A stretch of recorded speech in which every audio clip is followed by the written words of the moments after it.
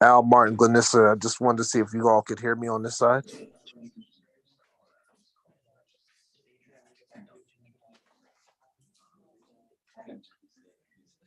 Yes. Yeah, she does. We're good. Thank you.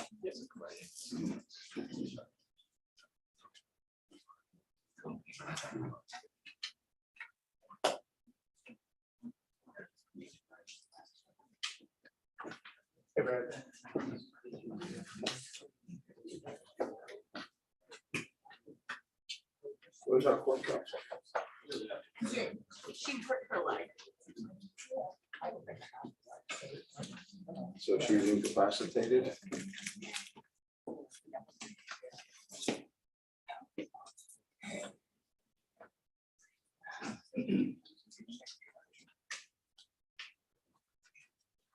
Okay.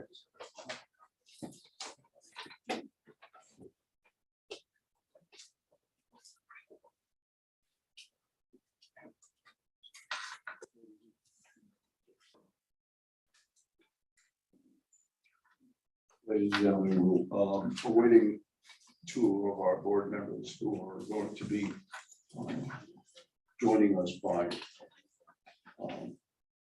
electronically through Zoom. Okay, we have one now. We have four of the five. One of our board members will be on in a few minutes, but we'll proceed with the preliminaries. So good evening. This is a meeting of the Albany City Planning Board. And the meeting is split into two sections. So the first is a public scoping section concerning the State Environmental Quality Review Act for 257 South Pearl Street, which is the Capital City Rescue Mission. Then the second part of the meeting will be a public hearing for a project, the applicant being the Whitney Young Health Center. So we're going to proceed first with the South Pearl Street Capital City Rescue Mission proposal. And I want to lay the ground rules for this because it's very, very important that all of you in the audience address the issue at hand. And that is the State Environmental Quality Review Act and the proposal by the applicant for this initial scoping session. What I will not entertain is whether the project is good for the community, whether it's bad, whether it's sited right, whether there's enough parking, whether there's any issues that have to do with the project itself.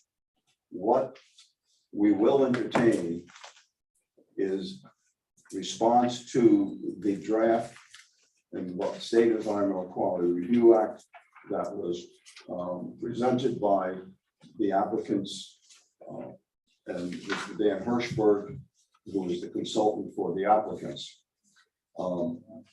This information was sent to everybody who signed up by email.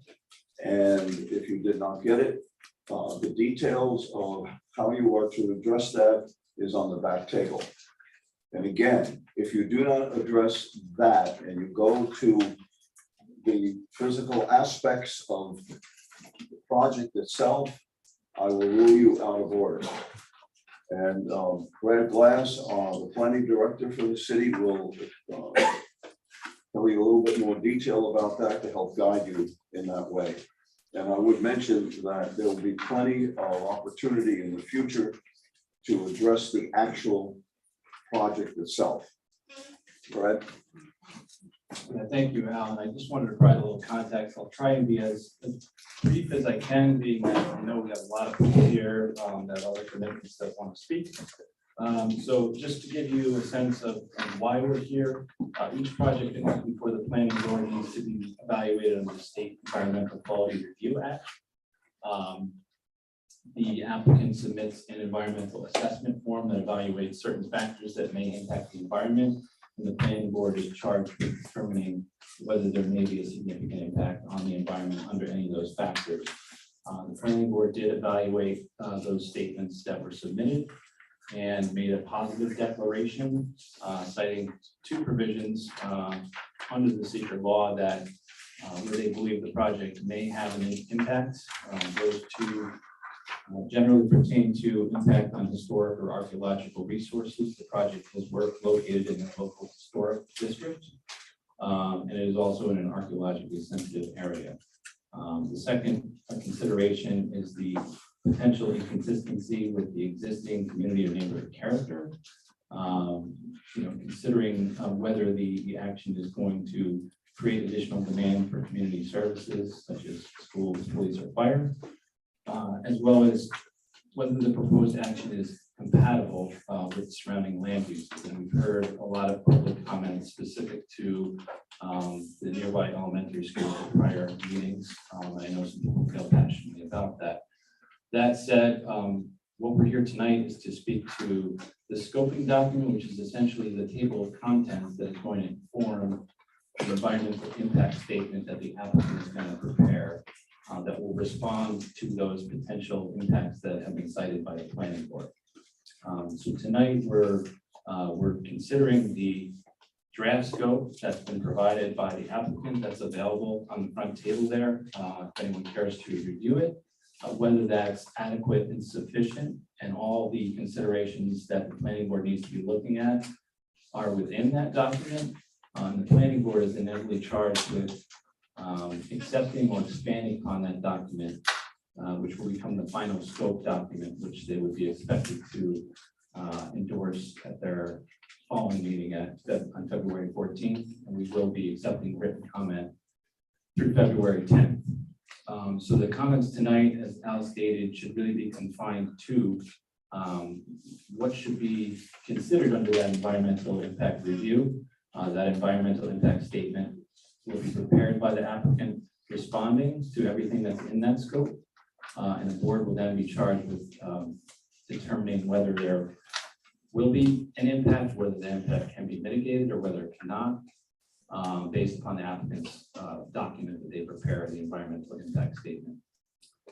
So thank you all for being here tonight. As the chair said, there is 3 minutes per speaker. And I believe we'll get right into the public comment. I also just wanted to add, seeker is a somewhat complex process, even for those of us that are planners and practice it on a fairly regular basis. There is a kind of a flow chart that we've provided at the front table as well to kind of orient you as to where we are in that process. We're at step 5. This is scoping of the EIS. You see, subsequent to this, we will the applicant will move to preparing the draft EIS, and then that will be back in front of this board for review. And we expect to take additional public comment at that time. Thank you, Brad. And I just want to reiterate that each speaker has 3 minutes. Jasleen, who's at the front table, will warn you when you have 30 seconds left. And I would also note that we always encourage written comments as well. And that's important because it gives us and the staff a catalog of the project, each of the projects, and if there's any need to go back and take a look at what has been presented, we have it in writing, and it also allows you to expand beyond the 3 minutes you have here by perhaps bringing up issues that you did not at the meeting. So everybody is certainly welcome to submit written comments both on this initial secret scope, but then in the future on the project itself. So we will now proceed. I understand also that the applicant's consultant, Mr. Hirschberg, said that he will not make an initial presentation because it's all in his letter, again, which you have, and if you don't, it's available on the back table. So Jasleen, do we have the first speaker? Yes, Jasmine Brown. You're here.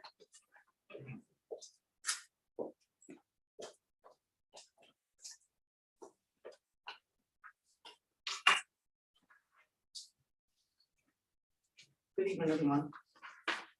You want me to just jump right in? My name is Jasmine Brown, principal of Gifford Memorial Elementary. Planning Board, thank you for the opportunity to see the impact of the expansion of the mission on my school community and my thoughts regarding the environmental scope process. In particular, under section 218, the consistency with the community character. Well, I understand that this process is about the mission and the scope. Consideration cannot be made without its impact on our school community. I'm asking that for a change, our children's well-being and safety be the priority.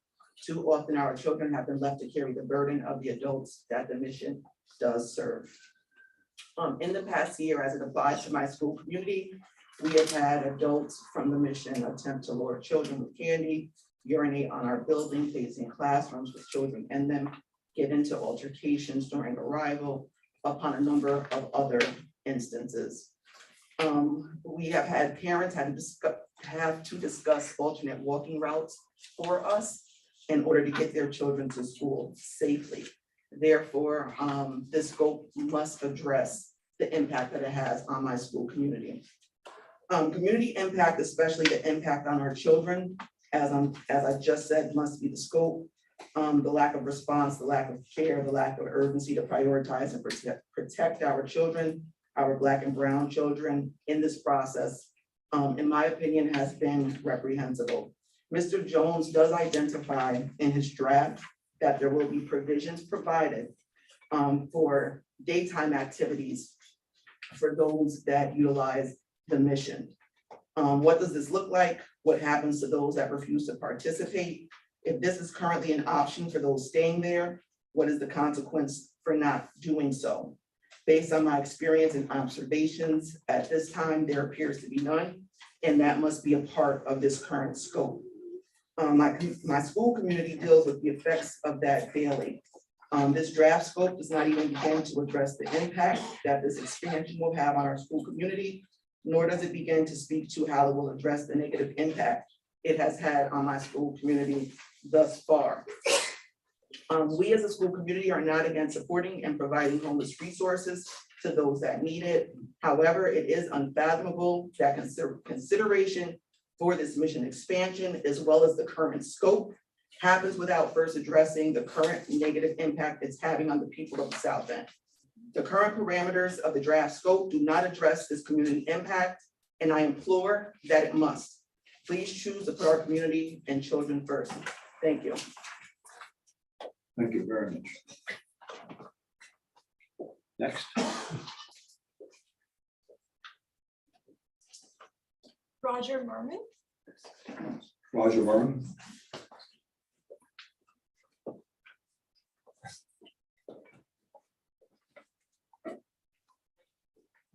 Good evening.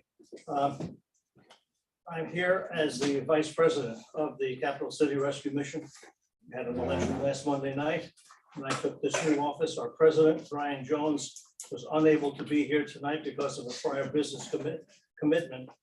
All I need to say here is I was encouraged by the document that Mr. Glass circulated this afternoon about the parameters of this meeting. And I look forward to the meeting being conducted according to those parameters and hearing additional facts that may be entered into this hearing. Thank you.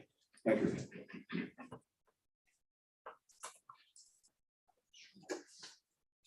Christina Carrera. Christine Carrera.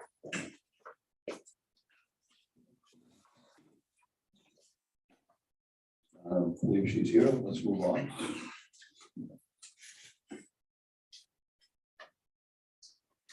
Samuel. Sam Carrera.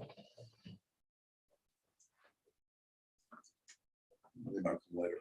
Chanel Bernard. If I'm saying that right, I apologize if I'm saying it wrong. Kenny Taylor. Kevin Anderson. Oh. Kenny Taylor is coming up, I believe.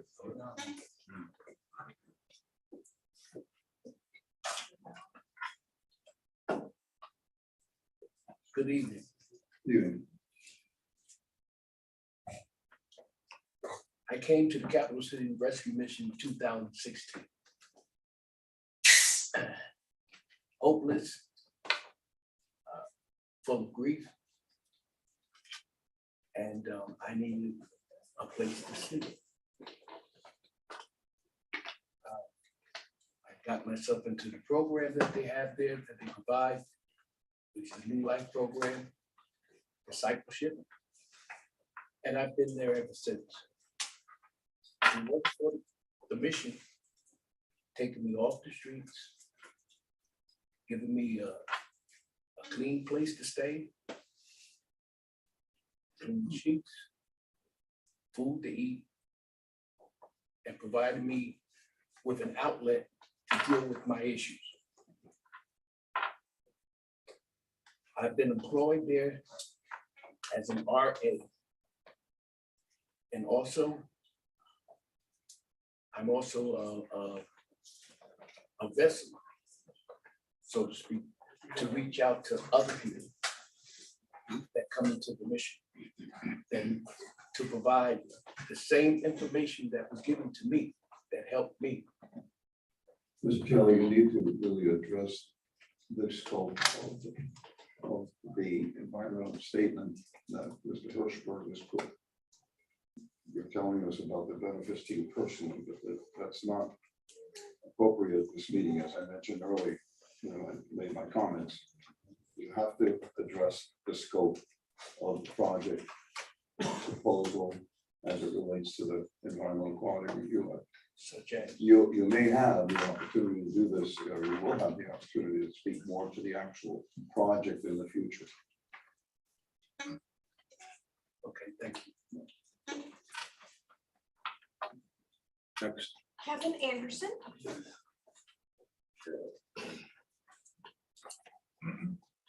Good evening, good evening. How you doing? I work for the Capital City Rescue Mission. I'm an evening supervisor, and my job is to reach out to those who lost their way.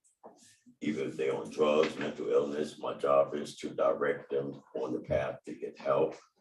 And in doing so, I see such a heavy impact of things that's not televised or not talked about. A lot of lives that's been transformed and right before my eyes. And since I've been working at the mission for the last 12 years, and I'm very grateful that I have an opportunity to make some changes.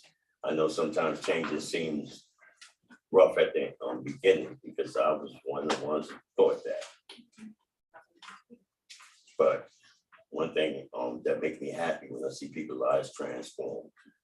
And since I've been at the Capital City Rescue Mission, I have seen many lives transformed.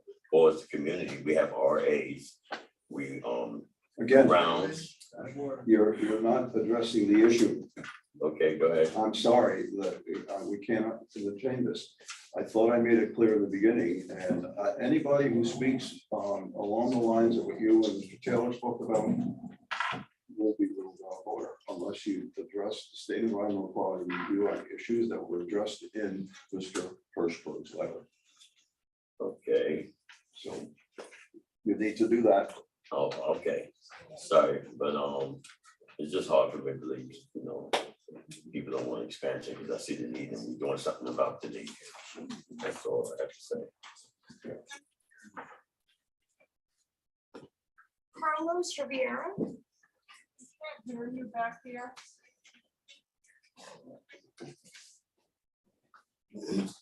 Good evening. My name is Carlos. I'm one of the resident assistants at the Capital City Rescue Mission. The reason why I'm here is because I feel that we do a lot for the community. We keep the most of South Pearl Street clean and clear of guys who are loitering in front of the mission as well as by the school. A lot of the guys that hang out around the area are not guests of ours at the mission.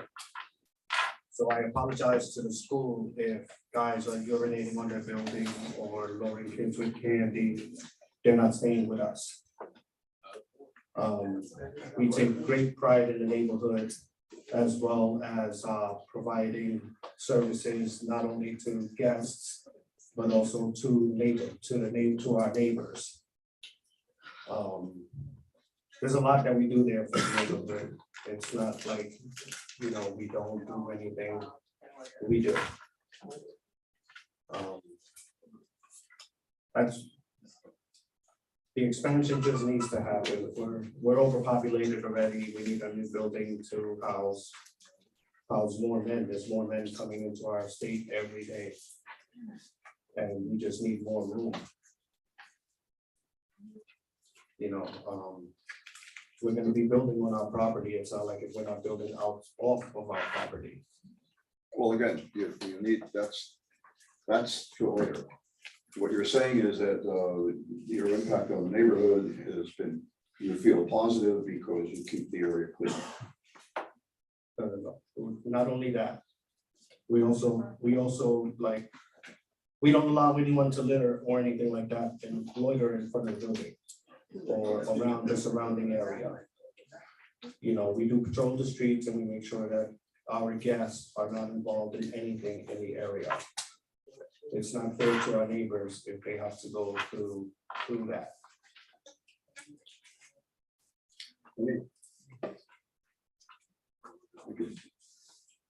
That's my time, thank you. Okay.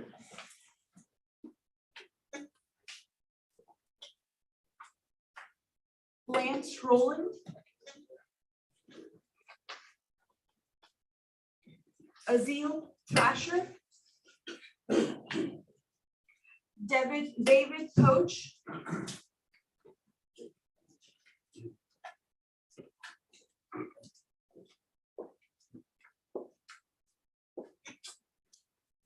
Good evening, my name is David Coach, 95 Trinity Place. Just want to talk about some of the environmental impacts. The mission is not the cause of homelessness. Homelessness is a societal problem. The mission is a major solution to homelessness. The mission is not the cause of drug use, overdose, or addiction. Drug use, overdose, and addiction is a societal problem. The mission is a major solution to drug use, overdoses, and addiction. We're speaking to the scope of what is going to be reviewed as part of the environmental impact statement. We're not opining on the correct philosophy about Just a point of these issues. right of order. I'm getting to that. Well, you'll need to get to it without all the other stuff. Okay, so I'm almost there. As is panhandling, it's not a mission problem, it's a societal problem. Let's talk about public urination. There are only 2 public restrooms in the South End that people may use without paying for a service that I'm aware of. The mission and the public library. Unless they have to go through the Albany City Court and go through metal detectors at the Department of Mental Health or go into stores and pay for services. That is a huge environmental impact when you're talking about the amount of people down in the South End that don't have use to restrooms. In the last 6 months, 3 shelters in Albany closed. One just opened their doors last week. And where do you think, what agency absorbed all those folks that were displaced because of those shelters closing? The opposition wants everyone to believe that the problem in the South End is a result of the mission, when in fact, same social problems that they speak of are found on many Albany streets and intersections, from Grandin, Madison, South Pearl and Madison, Clinton Avenue, Central Avenue, exit ramps, 787, 3B, exit 2, Everett Road, Washington, and the list goes on. These societal problems are affecting every big city and small city, and these problems are not a result of the mission. They are a result of society. The opposition to claim that they know all the facts, that all the drug users and the public urination and all the panhandlers are homeless people is simply untrue. It is downright profiling. There is no way for somebody to know who is actually homeless at the time or a city dweller. Everyone has seen tent cities popping up all over major cities. And if the mission was not here, where do you think the homeless people that occupy the South End would be right now? Yes. Reverend Jones and the mission staff worked diligently to encourage people to get off sidewalks, to come out from underneath store overhangs to prevent tent cities from popping up in the South End. We've been doing that for years. There's a wave of homelessness coming. Sir, you're at time. Thank you.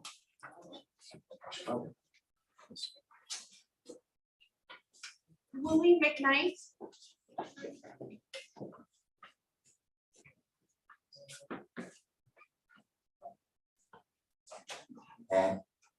Good evening. I believe the Capital City Rescue Mission, it needs to be there. If it wasn't for the Capital City Rescue Mission, where would men such as myself would go? Everyone that's out on the streets to some degree have came into some type of crisis in their life, and there was no other place that they could have gone. But the Capital City Rescue Mission have accepted them in, such as myself. I hear you say not to talk about the lives have been changed, but the more lives that the Capital City Mission have changed has went out and been productive members of society. So the Capital City Rescue Mission is there helping men and women to go back out into society to be productive, where as they talk about being unsafe is where we have men such as myself.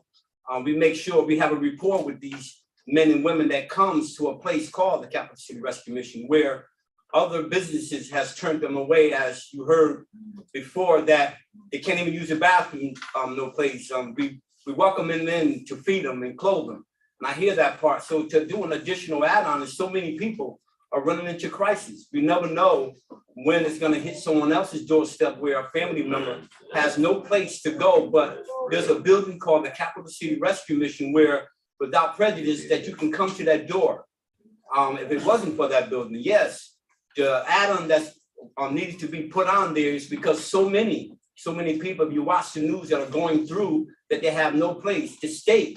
I know for my example, been denied. They had no place to put me. I would have been on the street, but when I came to the door, I seen a sign that says Jesus saved. And that's what the building I came to.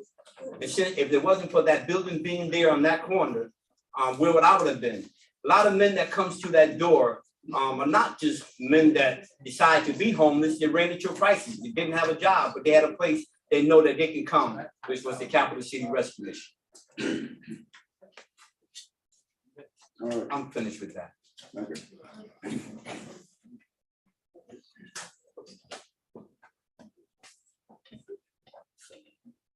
Ramel Street. I apologize. So you said it perfectly. How you doing? My name is Ramel Street. I am a resident at the Capital City Rescue Mission. You know, as Willie was saying, you know, it's needed. This building addition is needed. It's a necessity.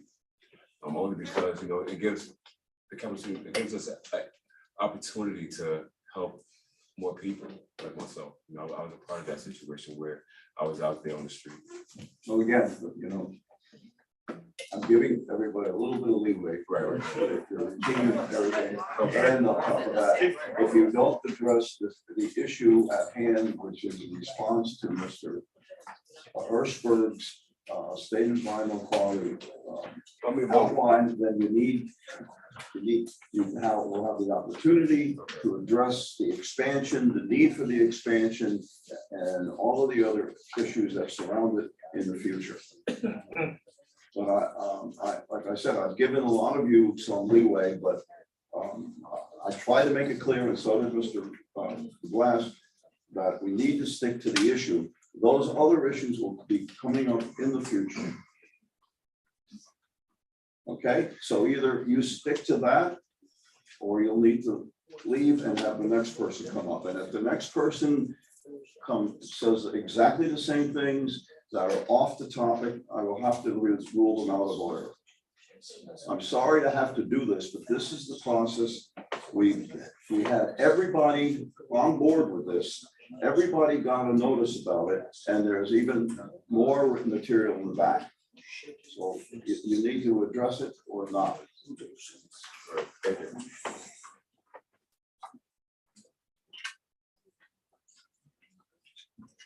Michael McCarthy.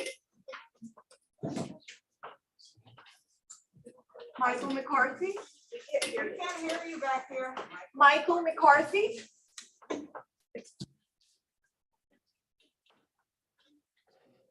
Collins.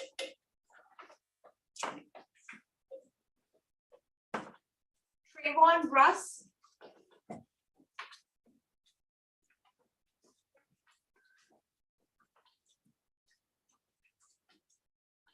Y'all doing?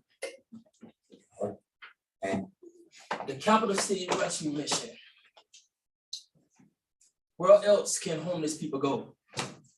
Where else can they go? Mr. Winston, you know what I said. Are you hearing what I'm saying right now? Where can they go? They have nowhere else to go. I hear you. And we've heard that. You have to address the issues at hand. People are facing crisis moments at the Capital City Rescue Mission. It's millions of other places that they can go across the world, but God pushed them to go to the Capital City Rescue Mission. The sign is sitting outside of Capital City Rescue Mission, Jesus Saves. Mister, you're out of order. I told you, I mentioned it again, you're not addressing the issues at hand. You'll have the opportunity to do that in the future.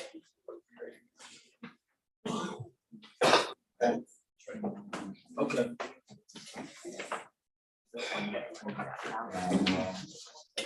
Who's next?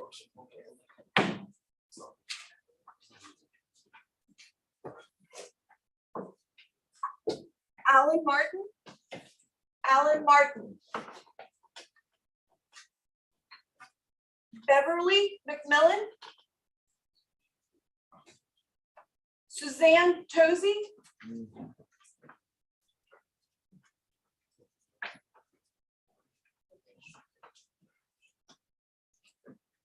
Good evening. I'm Suzanne Tazi. I live at 227 South Pearl Street. And I am a graduate of the New Gate Family Program. I also work at the day shelter at the mission on Trinity Ave. But I have to say, I live in this neighborhood. And it's not the homeless people that's urinating on property. It's the people that live in that community. If you walk down the street, there's drug addicts.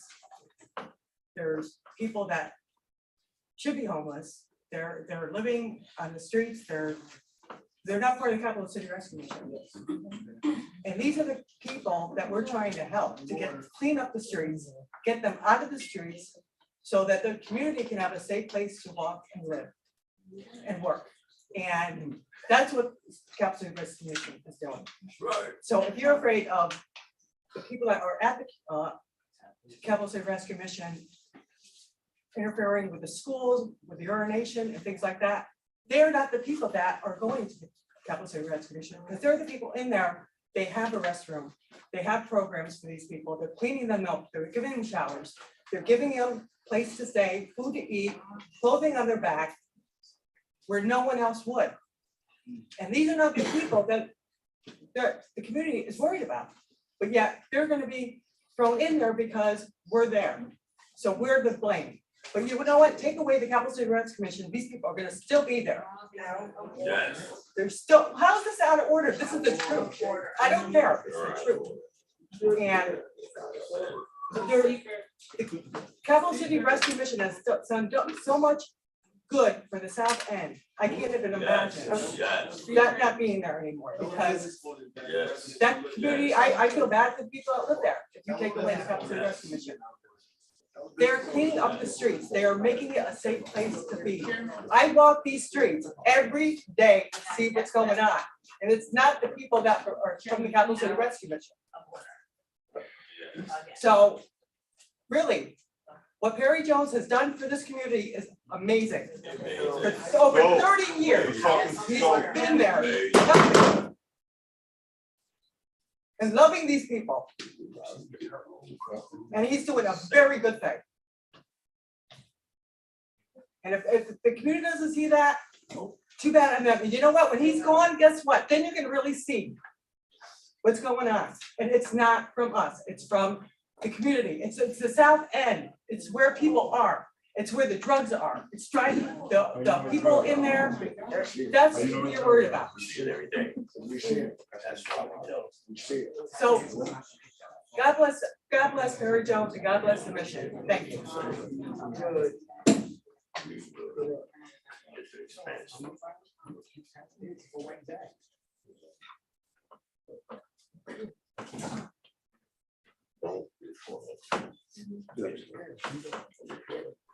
Mr. Chair, I believe council has a comment. Mr. Chair, can you please Adriana, we can't hear you if you're talking. Oh, no. Can you hear me We now? can't hear you. Council, we can hear you on Zoom. I'm gonna have to put it in the chat box because I don't know how to fix this. Yeah, we can't, I can't.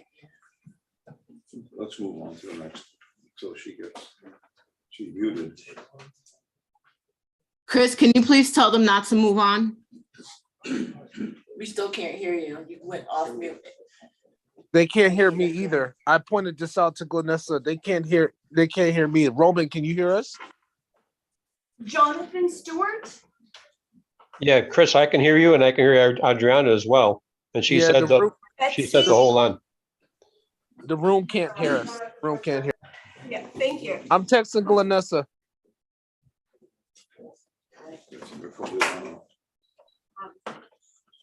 It's Mercoliano, Betsy Mercoliano. I live on Wilbur Street. I've been living in the neighborhood for 50 years. I am a midwife. I work with families in this area having babies. What I want to address is the statement that says very clearly, the proposed project is inconsistent with the community character. The community character is hugely important. It is a family neighborhood. And as Ms. Brown said, Giffen School is an incredibly important resource for our neighborhood and for our families. And as a midwife, I work with families all the time talking about the human impact on their lives, their pregnancies, their births, and their families. The human impact in what this proposal is stating, they're saying it has a small impact, and yet on families, on children, on schools, homelessness or the unhoused, and the needs that they have is not a neighborhood issue, it's a citywide issue, and our neighborhood is being drained by the amount we are holding this issue, and we are holding this issue. It's not that this isn't an issue that needs to be addressed, it's that the whole city needs to be addressing it, and it needs to be spread out. If this were in Buckingham Pond, there would be a very fine microscope looking at how to establish an appropriate shelter. So what I'm here to say is that the impact on our community character is huge. It is not a small impact, and that this expansion should not happen without very seriously looking at what happens for the schools, what happens for the families, and that all of these parts are our neighborhood and our families. And so far, the what's been addressed does not look like at all they're talking to us and to our families and to our schools. That concerns me a great deal because our families and our schools and our children are who is going to carry on after we're gone. And if everything, all the tension and all the drain of resources happens in our neighborhood, we're not going to be able to. Thank you. Jasmine, Chris just texted me and he said that you guys can't hear her either. So I think there may be an issue on our end. So you can't hear them.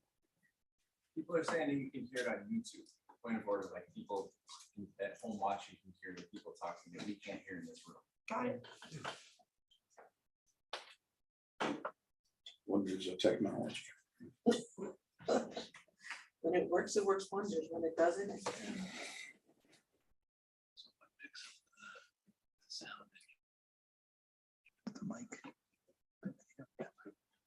I think it's the TV or the video camera. Testing, Chris, could you speak, please? testing, testing.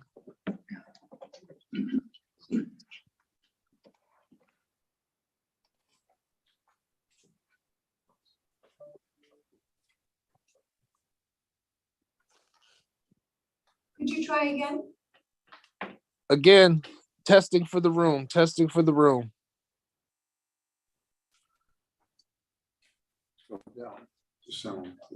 We can hear, just so you know, we can hear each other, but we can't hear you.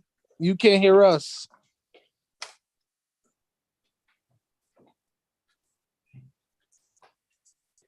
Well, let's bring up the next speaker. You can still- Well, is there, if they called into the Zoom, would that work, or is that another issue? Or if we have a conference call number they can call into? Our council has something to say that I would want to hear before we Can they put in the continue. chat? And the folks are saying that on YouTube, they're saying testing, testing, testing, so they can hear that on YouTube, but we can't hear it in the room. Can they communicate through chat?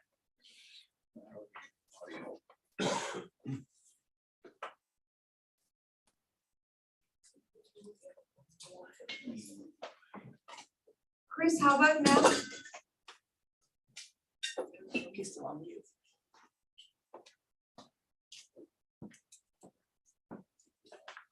Testing. No, we can't, I can't hear you, Chris. Okay, all good. Chris, try again. Testing. Hey. All right. So just so you know, me, Adriana, and Roman can actually, we were able to communicate, but if you guys can hear us now, then you know it's all good. Yes, we can hear you. I think we're all set now. We figured the issue. Adriana, go ahead. What I said is I asked if Mr. Chair can please explain to the room what commentary is acceptable for the evening and what commentary is not acceptable, so that way everyone can understand. Adriana, we did that in great detail in the very beginning. Maybe you came into the meeting late, but that was very clearly stated. I understand that, Mr. Chair, but we still keep running into the same issue, so maybe if you can reiterate it one more time. I've tried that already. And I think I've made it very clear. I gavelled down, unfortunately, had to gavel down a few of the speakers. Yeah, let's move on.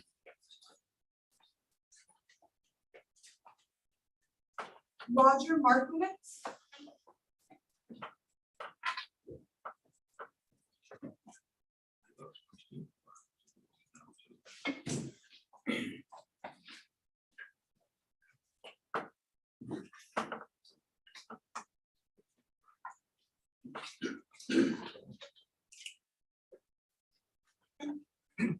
My name is Roger Markovich. I live at 38 River Avenue, two blocks plus from the city mission. Been in the neighborhood 53 years. I've been a community worker all my life, along with my wife Maria, who's at a United Tenants meeting right now. And so I don't do well in a structured environment like this. Well, you can't say this, you can't say that, whatever. So there's obviously a need here, and the mission's been meeting it for more than I've been in Albany, and there's more of a need out there than there was back then. Yet meanwhile, there's so as somebody mentioned, there are social and economic changes in our society. We don't really understand them yet, because are these people homeless, or maybe they're not homeless, but they're somehow or other there's an ill at ease for them about lack of employment or maybe underemployment, or don't choose not to be able to work because of all the different, what we know more about the biology of addictions, et cetera. So I think the answer to this thing is not we gotta think outside the box and outside this narrow, you can address what the seeker wants to have done. If we can somehow have the goodness that's in this room, the neighborhood folks who feel upset about the conduct of people who may or may not be homeless, or may not be in a shelter, and may or may not be living in whatever future housing is, but they're obviously concerned about that and it's affecting the school. That needs to be addressed, and I think that needs to be addressed directly with people who are in the city mission and running it. The staff is here, the board of directors and Perry Jones. By the way, I give you great credit for the work you've done over more than my lifetime. And that probably needs to be done in a non-confrontational setting. There will be loud voices and there will be abrasions and stuff like that. But there are a lot of other service agencies and organizations that don't even have staff or whatever in the South End and in the larger community. And how we do this, I am not sure exactly. I know there's lots of efforts that I'm generally aware of but not involved with, and so all I can do is recommend to the advocates behind me, who are my friends and I live with, and the big folks from the city mission who I don't know but I have a tremendous admiration for. If we can figure out ways of having some kind of dialogue and come up with a creative way to deal with what's out in the street right in front of them. Final thing he's going to say, I'm going to go over, I know. Final thing I say is to think creatively. Sheriff Apple has opened up jail. Yeah, you know about that. Sir, you are at time. Thank you. David Easton?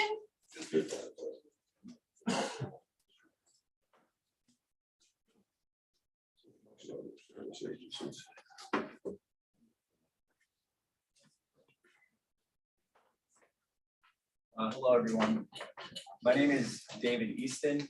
I'm a father of 3 children, a landlord, and a small business owner in Albany South End. My house is 3/10 of a mile away from the current location of the mission. And I request or I hope that I'm granted in case I bear off of the scope, some of the leniency that some of the other speakers have been given in terms of their sway from scope. I have not given them leniency. Okay. You need to stick specifically to the issues at hand. The environmental Will my issues. time be paused right now? I'm sorry, my time's still running. I'm here to listen to what your feedback is. I just want to make sure that I still have the time. Sorry to interrupt you. Okay. Okay. I just requested that my time be stopped. I was wanting to hear what you were saying, but while we were talking, I'll continue. Yes. So I moved to Albany 6 years ago to live on the same street in which my wife grew up on and her parents still live on, because Albany South End is an affordable, family-centered neighborhood with children and a real sense of community that I have not found in other places that I've lived. So I gladly and joyfully became a part of the community. And I think that understanding and evaluating the impact that this proposed expansion would have on that element and characteristic that is so crucial to the South End, and it is so important and actually is like the South End, that people who live here know that that's what we say about our neighborhood, that's what we're talking about, that be looked at in using the toughest, highest criteria possible that would be afforded or given to any other neighborhood in Albany. I have a hard time imagining having this discussion if this proposal were to be put towards Pine Hills or to Buckingham Pond or some of the other neighborhoods that are affectionately referred to as Uptown. And that I find it hard to hear the comments from Giffen Elementary School outlining the problems that they encounter on a daily basis, which I've also heard from my neighbors whose children go to Giffen and to people who walk along the corridor of South Pearl Street, that be taken with the utmost sincerity and the utmost seriousness that it would be afforded to any other neighborhood in Albany. I just want to share with my last 30 seconds, as a small business owner, I walked South Pearl and talked to all of, if not all of, most of the business owners and building owners of the storefronts upon South Pearl. And they were shocked that I was interested in inquiring about space available in that corridor, and every single time they referenced the mission. You would want to be here with the mission, you would want to be in this close proximity. And I understand that homelessness is a serious, serious problem that we need to have a solution for. But I really hope that the bar is as high to understand it in our neighborhood as it would be in other neighborhoods. Thank you.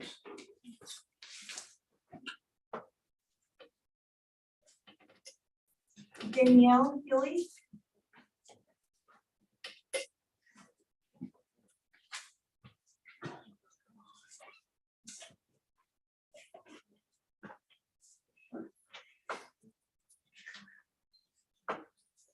Good afternoon. My name is Danielle Hilly. I live just about 3/10 of a mile away from the current existing mission.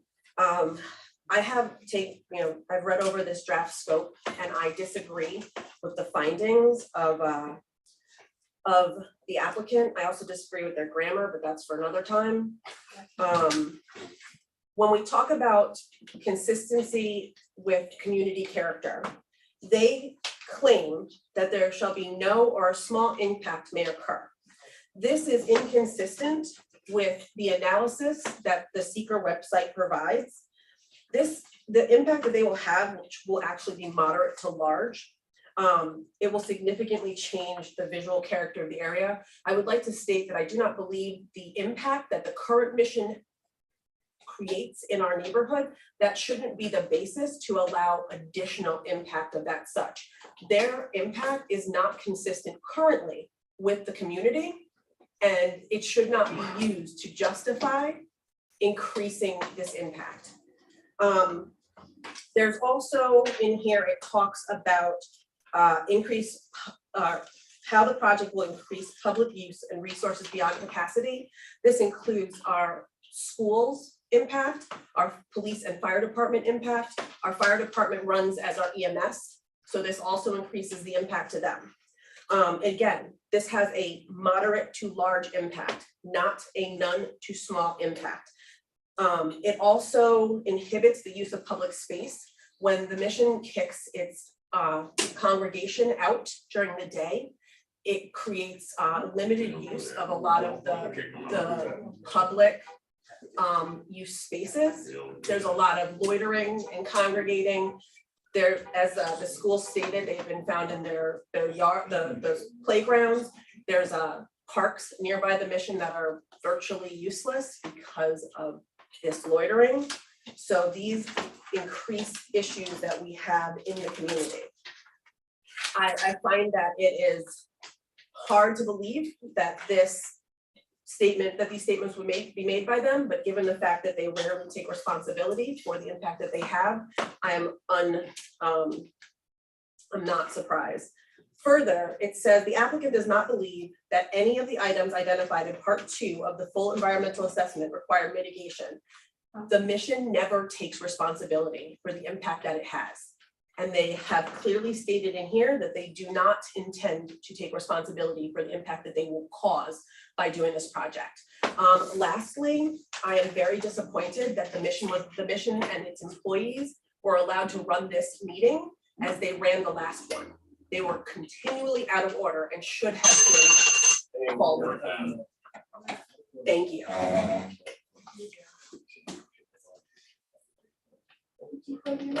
Leroy Johnson.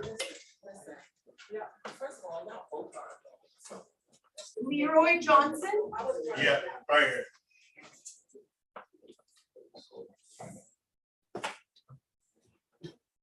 How you doing, folks? I'm not going to speak as loud as I possibly can because I got to drown out a lot of noise. Speaking to our community character, the scope of this project, to put it finely, we are individuals. First of all, I'm a teacher down at Gifton. I work in this community. So I see through my window the impact that the mission has on our environment here. Speaking in line with what Ms. Jasmine Brown had just said, if you really look at it for what it is, the people that are down here to speak for the impact that this has on the community, we're not on the mission's payroll. We're not the people in this room on the mission's payroll. We're speaking to what we've experienced and what we're seeing in this community. It's getting to a point where the obvious answer is there. It's people taking accountability. The word of the year is accountability, and taking accountability for the actions that are causing a disruption to what the South End is known for. What the South, and it's not to say that the South End has not changed significantly over the years. We just opened the South End grocery store. You know, it's changing. We're trying to improve the community and improve the community's character in and of itself. This mission doesn't represent that.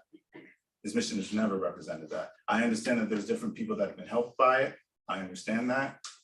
But we're thinking more along the lines of the people that live down there, the people that are from this area that are impacted by the mission being planted there. And the expansion of this mission isn't going to help that situation.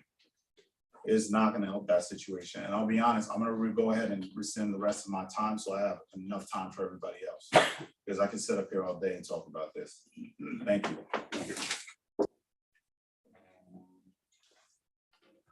Abby?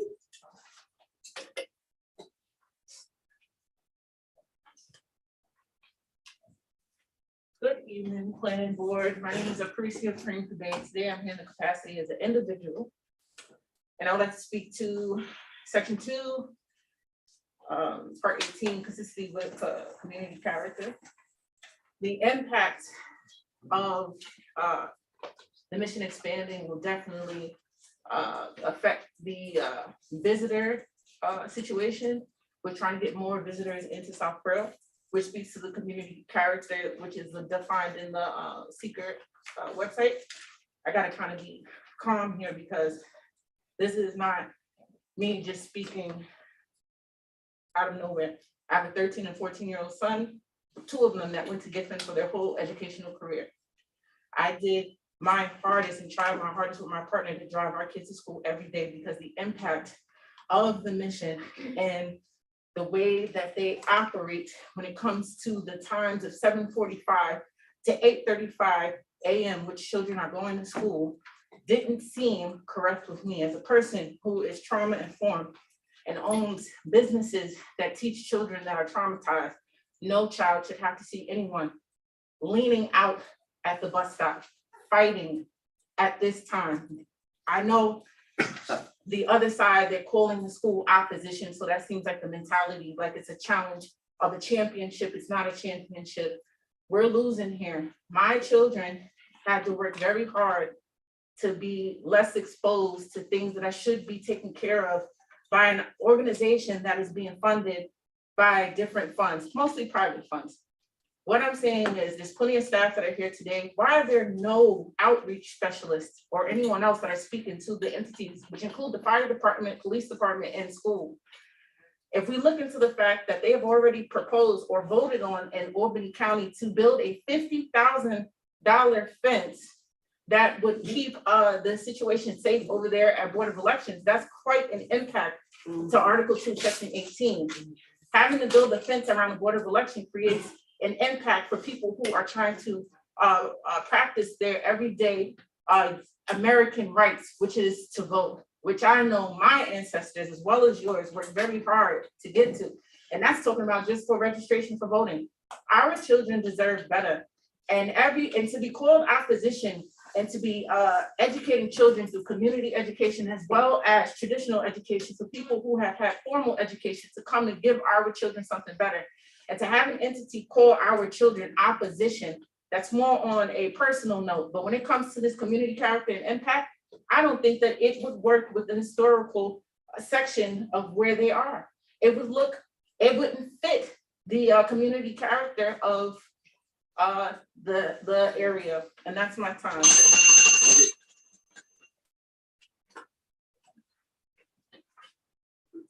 Jason Rogers.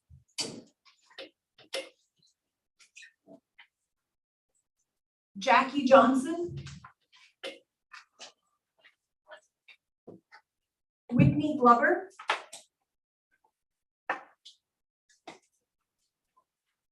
Amanda Boyd.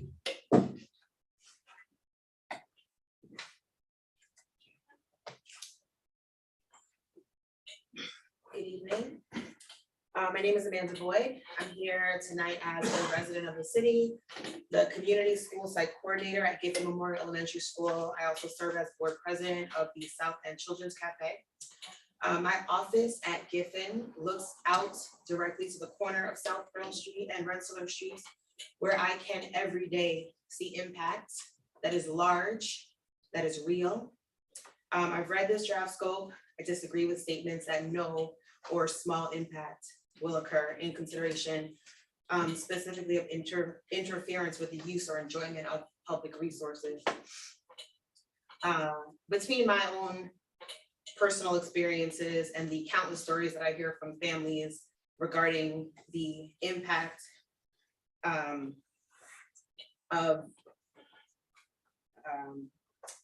the enjoyment of the public spaces, you know, the list is so long. This list of unseemly, of disturbing, of dangerous, of inappropriate, even traumatizing events that occur in this immediate area offer no reason to support any sort of expansion of this Capital City Rescue Mission. Despite statements that the expansion is proposed to better accommodate the current number of folks served, as a community, we have no reason to have faith that that is true.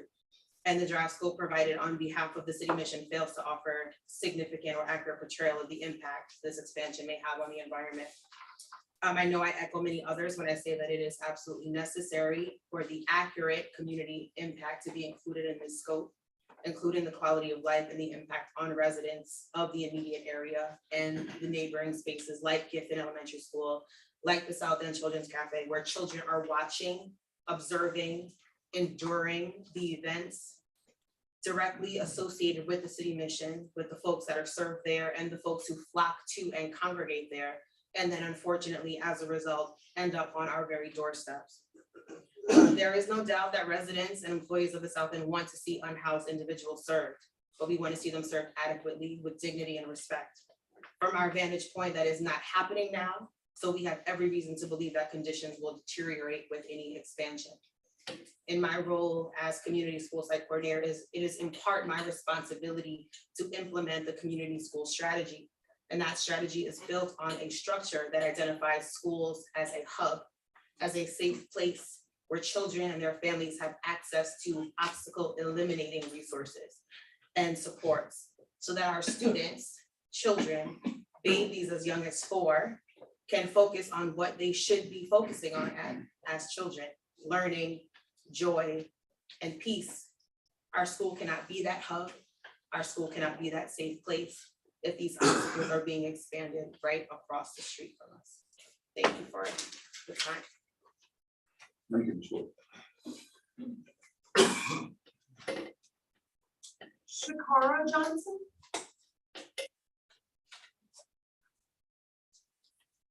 Mary Hamilton.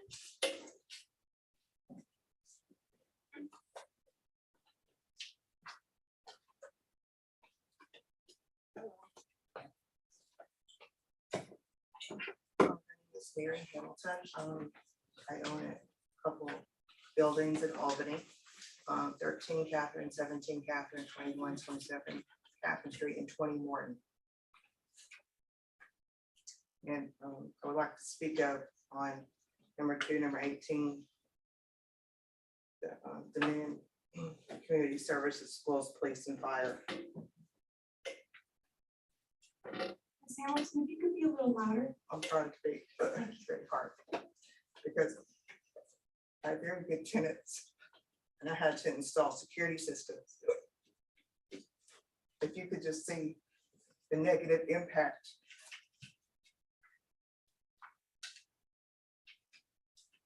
this building has on the community, and the kids that live there. You would not want it expanded. If you want to see my security tapes, you're more apt to see them, the things where people leave the homeless shelter and go walk around and do things that they do. I don't want to speak of the negativity. It's just, I don't know if they're trying to expand to provide more housing, thinking that would control the negativity.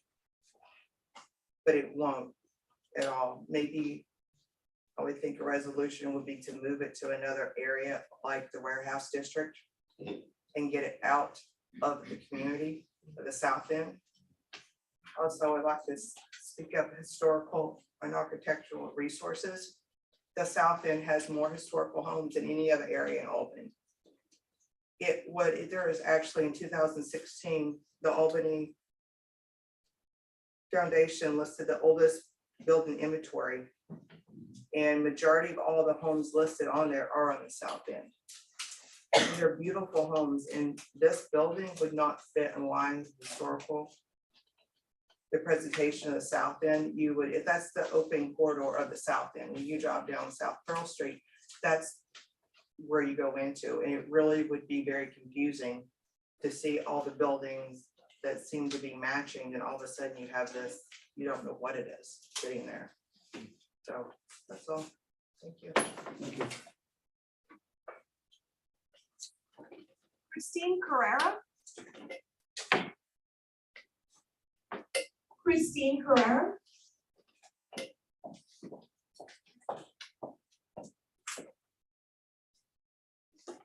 Hi, I'm Christine Carrera. I live on Elm Street, which is less than half mile. I've lived there for 26 years.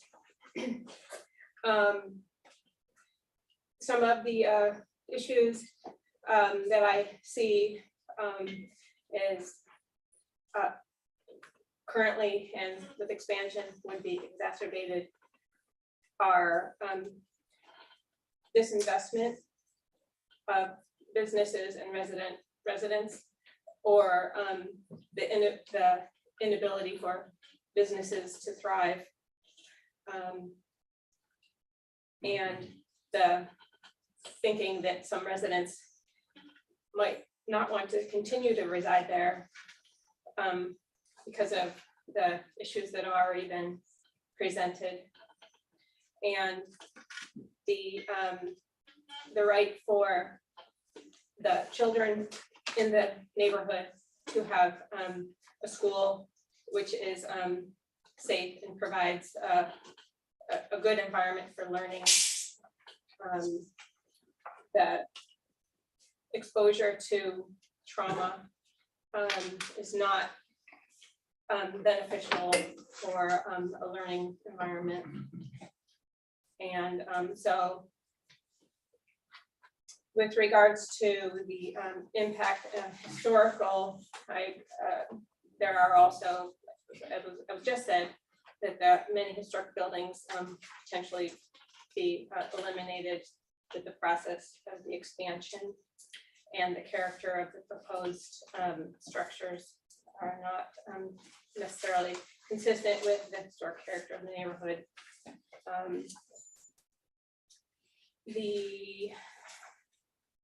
Those are the main components and concerns that I have are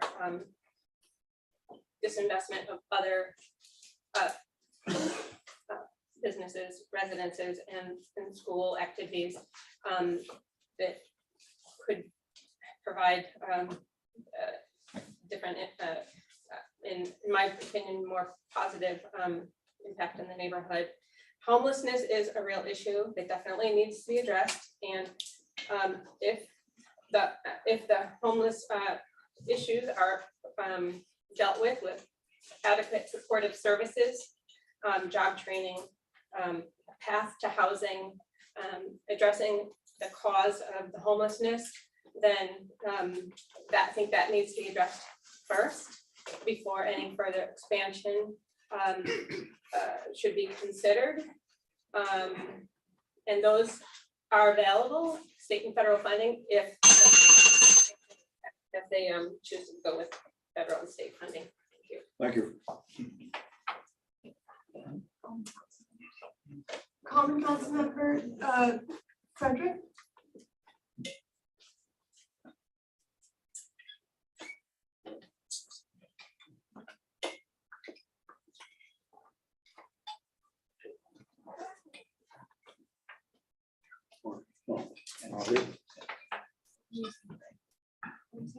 Anybody else? Sam is here.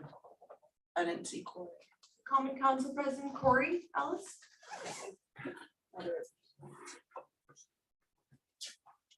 Good evening. Quick, I think. Mr. President, you have 6 minutes. Oh, thank you. I think Ms. Healy, a number of other people, some. I apologize. If you could just give me 1 moment, sir, I'll reset the clock. Okay, no problem.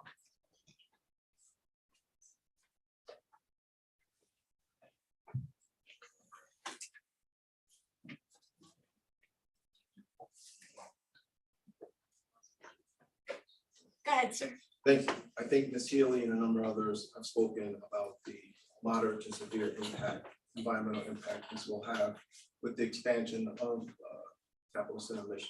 The environmental impact is clear on that, what it will have on our kids, the impact it's already having on our kids and our families. Making the environment where our families have to figure out how to make sure that their children not walk to school.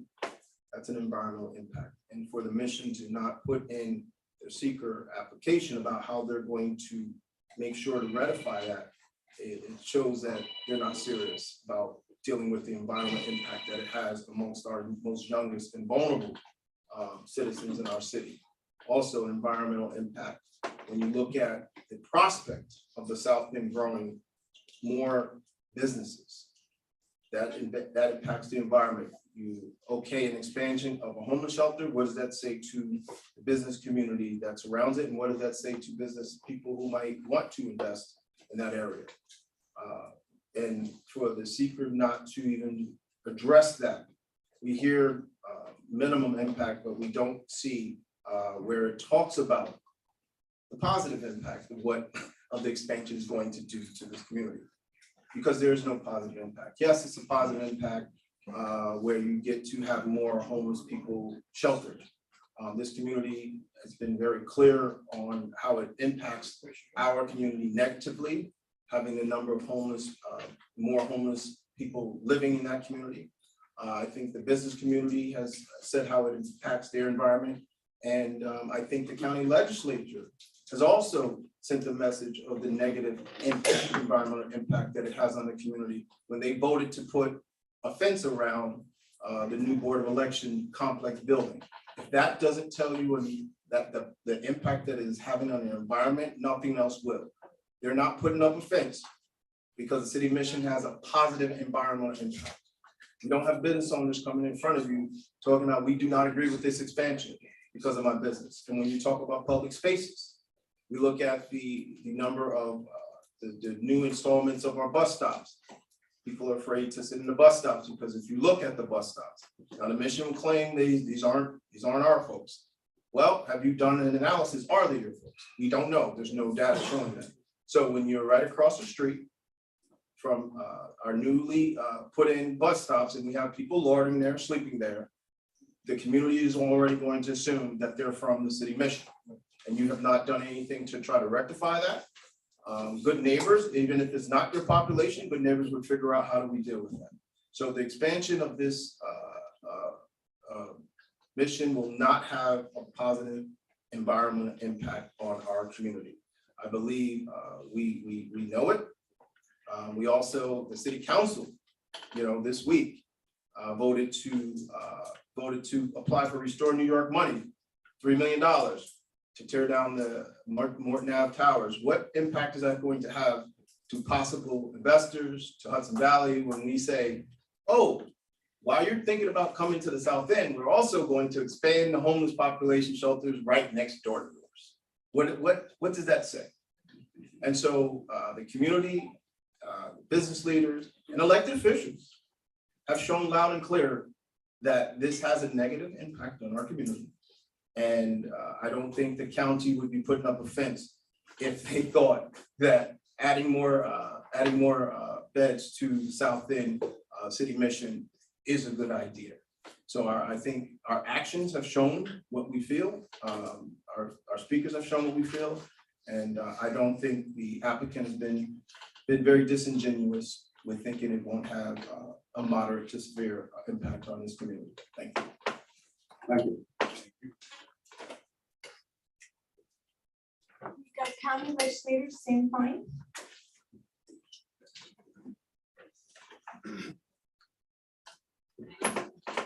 Hang on, we need to reset the point. Okay.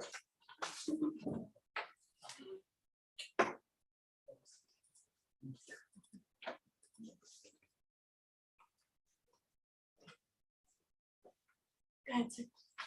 My name is Sam Fine. I live on Grand Street in the South End, just down the street from the City Mission, and also represent the South End in the county legislature. And I'm just going to read a letter that I sent in that I wrote about this issue that was signed by over 50 community members. We are writing as residents, community leaders, and elected officials in the South End of Albany. We are writing about our continued opposition to the Capital City Rescue Mission's proposed expansion, and specifically that the planning board consider the full impact of the proposed expansion to the neighborhood during the environmental secret review process. As we have brought up in the past, we are deeply concerned about the safety and well-being of the children who attend Giffen Elementary School, as well as the safety and quality of life in the entire neighborhood. Panhandling, public urination, people sleeping or nodding off on the sidewalks, and a constant stream of litter, including liquor bottles and drug paraphernalia, are all unfortunately everyday occurrences on or near the school grounds of Giffen Elementary and along the South Pearl Street corridor. Every child deserves to be safe when they are at school or on their way to school. Every parent deserves to know their child is safe at school. Unfortunately, this is not the case for children and parents in the South End. We believe that the community deserves better, and homeless individuals deserve better. Homeless individuals deserve more than a bed for the night and a meal. They deserve permanent housing and supportive services. We as a city, county, and state must invest in these services. We have deep respect for the nonprofit organizations that dedicate themselves to housing and serving those in need, but we also recognize that there is an oversaturation of services in this particular neighborhood. There's a deep inequity in the fact that multiple homeless shelters and addiction treatment centers are located within a few block radius, particularly within a few blocks of an elementary school. We must acknowledge that this would never be tolerated in a more affluent neighborhood, and that in plenty of cases, more affluent communities from around the city, county, and region are sending their neighbors in need here to the South End. We applaud the planning board for requiring the Capital City Rescue Mission to go through a full secret environmental review process. During the environmental review, we urge the planning board to hold fast to its demand for real answers to the quality of life issues already raised. It is necessary for community impact to be included in this scope and for a broad definition of adverse impacts to be used, including quality of life and impact on neighboring institutions like Giffen Elementary School. The applicant, the Capital City Rescue Mission, must respond to a scope that includes the full impact to the community. Thank you. Thank you. Do we have the on record? Okay.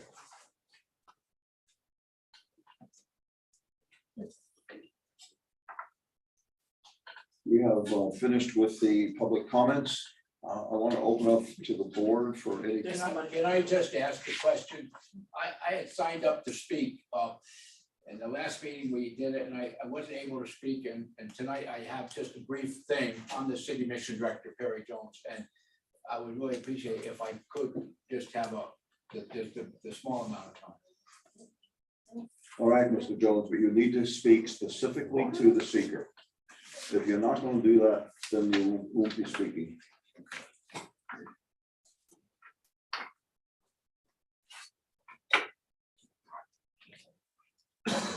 My comments tonight on the secret part is impact on the community from the City Rescue Mission, and just a few things to say. The Rescue Mission, I've been there 40 years and I understand what Rescue Mission work is, but we will not be increasing the amount of homeless people coming in. The impact is not that we're bringing people, we're taking the same amount of people and just giving them beds instead of floor space We're giving them lockers instead of hefty bags, and we're giving them day room activities, including teaching activities and all of that. So that's the impact that we're looking at, is not to bring more people in, but to just take care of the very people we have now, the numbers that we have.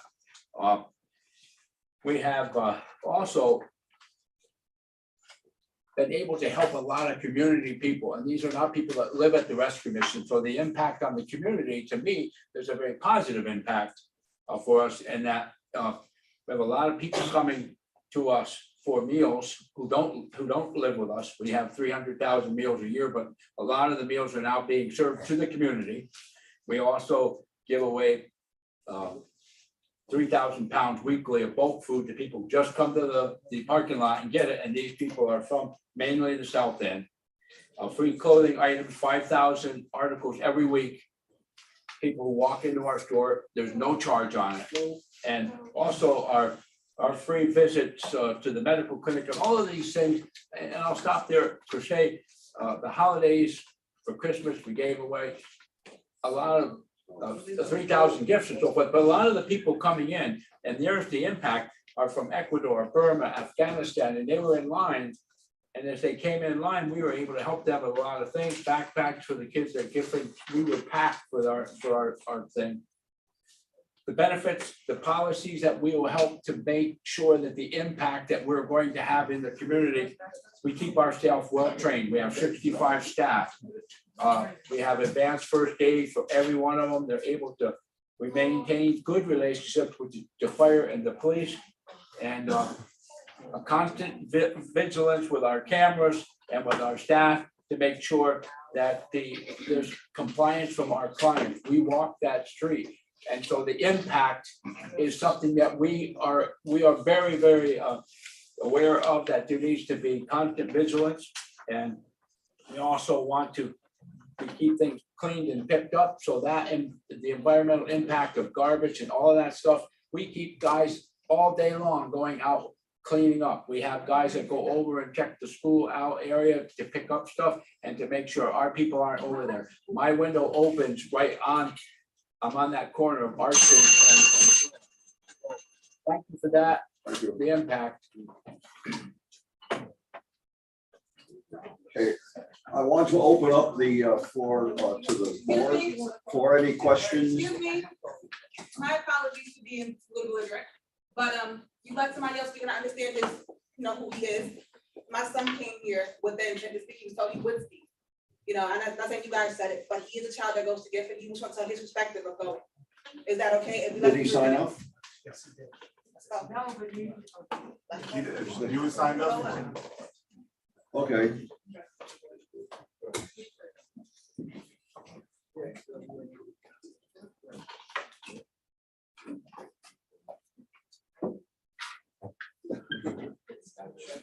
You need to make your comments specific to the environmental impact of the project.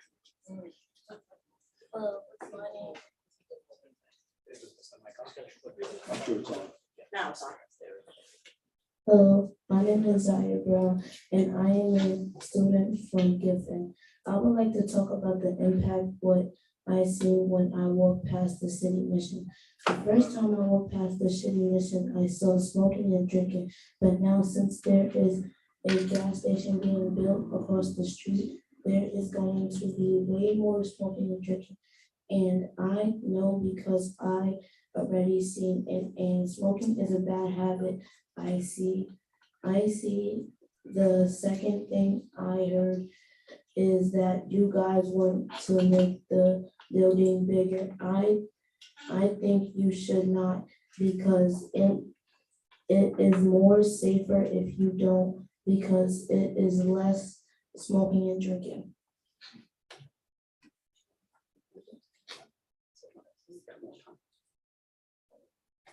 Okay, thank you. Thank you very much.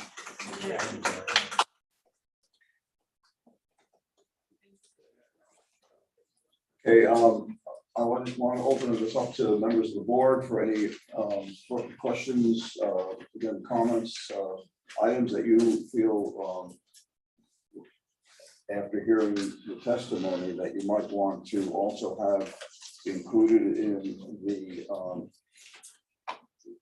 full environmental impact statement. Some of the questions that maybe Mr. Hirschberg could take back. Do I have any? Oh, you do, but I want to make sure everybody else goes first before I go. If there are any, if not, I will go.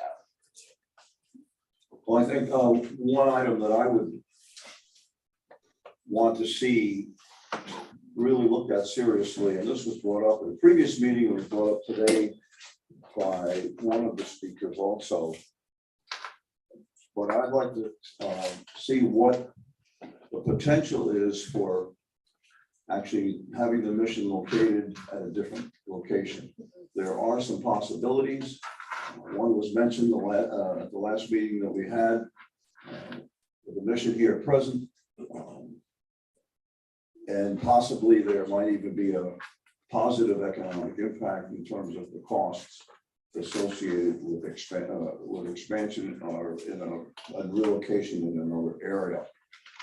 So much so that even if it's within an area that's not specifically accessible by bus, there might be even enough money left over to provide transportation. So I think it's very important that we look at the possibilities of another location. On the line is either Roman or Chris. We want to make sure that you're there and you can hear us, and if you have any additional items that you would like to see in it, ones that we could also, you know, if not tonight, we could also get to the consultants later on. But if you have any tonight, let me know. Let us know. No comments from me tonight, Al. This is Chris Ellis. I can hear all of the proceedings and what's going on, but no additional comments from me tonight. Okay, thank you. Al, as far as my position, I guess the one question that popped in my head is the applicant is saying that they currently handle the 246 individuals already, and that the new construction will still accommodate the same number of individuals. So you're still dealing with the same number of people. But I wonder if they're currently using mats to obtain, the number of beds plus, mats to serve those individuals. If that would just, the 246 would increase with additional mats in the future, if that's a consideration. And again, the concern I'm trying to wrestle with is the fact that, again, in the seeker, the impact on the community, how it fits with the community character, and the fact that you got a school within, I forget how many feet. So those are the two issues that I'm trying to wrestle with. So my concerns are a lot of the concerns that were stated today. I looked through the document provided by Mr. Hirschberg, through Hirschberg and Hirschberg. And one of the things, and listen to everybody here, and what struck me the most is what I didn't read and what I didn't hear. And what I did not hear or did not read was the community impact. And I'm going to start out with the fact that I used to live at 69 Trinity Place, which is right behind the mission. I grew up in the South End, 30 Grandview Terrace. And so I understand the impact. I'll be close to 50 in a year. And the mission has been there all my life. And I'm a lifelong Albany resident. And what I don't see or hear is communication between the mission and the school. That did not come up in any of the conversations today. So then the question that begs the question for me is listening to the young man and how, the impact, and the other people who work at the mission, the people who've gone through the mission have been, it seems like to be a successful outcome of their program. And then listening to the people on the other side who have to deal with the outcomes that are not so successful and how that impacts that community. And that part was missing too. what happens to those people who don't go positively through the program and the offerings that the mission provides? How does that affect the community? None of that was stated in that community in the statement. None of that was stated here today. And now you wish to expand. And I understand that the number of beds, according to the testimony here, is not going to expand, is not going to increase, but it doesn't take away what the people in the community are feeling, are living with, are going through. And again, somebody made a point that, yes, there's testimony that those aren't our people. They're not the people who come to the mission who do these things, but yet no data has been provided to refute that. There's nothing, there's no evidence provided to say otherwise. And that's the part that I need to see. Because again, I grew up in the South End. I know about the mission. And I have a different perspective than my other colleagues on this board because I have that experience. That doesn't mean that and I want to be very clear. I'm utilizing my experience to be able to make sound decisions on how it impacts the different communities within the city of Albany. And that's one of the reasons that I was asked to be on this board, because I am a lifelong Albany resident. And I take that job very seriously. And to hear children having to go through what they have to go through just to get to school is heartbreaking to me. And then an institution whose mission is to do good, saying, well, it's not our guys, nothing I can do, adds to that heartbreak. So my hope is, as we go through this process, that these issues are addressed, that there is reach out and conversations between the mission and the school, which is a stone throws away, and to look at how people are reacting to what's happening in that area. Because that area, when I was going to school, I never walked on Cross Street because of the mission, never. And I still won't, and I would not let my child either. So there needs to be a conversation if you're going to continue to be in that community. Or else this is not going to get bigger to a point where it's not going to be sustainable for either party. And that's what we don't want. My hope is, as we continue through this process, that the issues that were addressed here tonight are incorporated with a plan on what's going to happen to try to minimize the negative impact on the community in order for the mission to do the work that it wants to do. And the kids be able, and the residents to be able to live, play, and do the things that they need to do to sustain that community. Mr. Ellis talked about the businesses. Somebody else talked about the businesses coming in there. We're trying, South End is one of the poorest pieces of Albany. And the best way to get people out of poverty is through business, economic development, education, all of those community programs. What have you done to work with the city to try and expand those things? I'm not seeing any of that. I'm not hearing any of that. And that needs to be addressed. Because in order to be a good neighbor, you've got to be able to dig in and not just say, not our guys. That's all I have to say. Thank you. Any comments? One area that I'd be interested in, and I think maybe this would be up to the planning staff, although it might also be, it was the Hirschberg's lab, so you could correct me if I'm wrong. I'd like to see some statistics about the frequency of fire calls related to health issues, police calls as well. And another area that I think is important is to see how the mission cooperates with, gets, and works directly, if at all, or indirectly with the Coalition for the Homeless and some of the other facilities that help people who are homeless. May I quickly add, Alan, I forgot to add this. Other cities have missions in their downtowns as well. Schenectady, I'm not sure about Rensselaer, but I volunteered at Schenectady mission and they don't have these issues. So I would like to hear what the difference is between what they're doing and what Capital City Mission is doing. Okay. Because the Schenectady mission is right behind Proctor's. We've all been to Proctor's. We don't see. Yeah, there's one neighborhood farther up the hill from the Schenectady mission. Yep, and they don't have these issues. You have anything?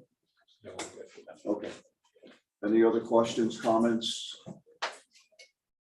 If not, we'll adjourn this part of the meeting and move on to the next part of the meeting. And the next part of the meeting is a public hearing on number 10 DeWitt Street, which is a proposal by Whitney Health Center. I have to recuse myself because I'm on the board. Right. Thank you again. Yes, we know. Okay. And But we can't, I don't know that we can take any action, seeing that you only have 2 voting members represented tonight. Oh, that's right. We may, we just need to defer this to our next meeting on the February 14th. Yeah, we are not able to vote because we have 2 members. There should be 3 in here. Yeah, we have to have 3 present. Because I recuse myself. I believe. That makes it 2. Okay.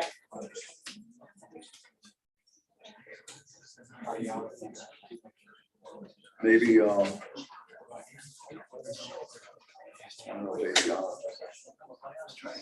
And that next week, we have a board meeting, Whitney on. Yeah, at 14.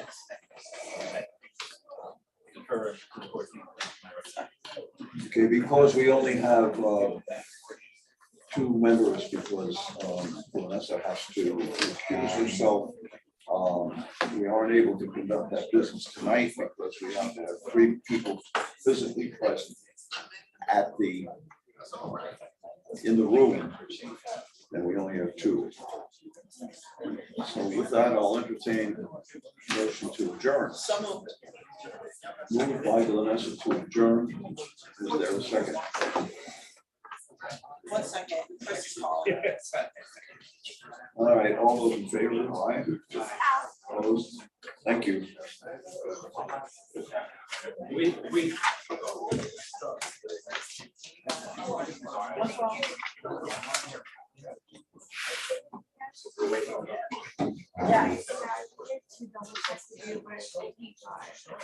What do you mean? No, we're waiting. I can't vote. I'm on the. I know. No, not you. You've been on this agenda a lot. Yeah, let me handle it. Let me handle it. That was my concern. You guys are gonna do it to the next meeting. We have a board meeting that next time. That's what I was trying to say. They're not gonna be able to be here on the 14th, because We don't be here. Okay. We've heard from them before, like I said. Okay. Tonight, if they weren't able to.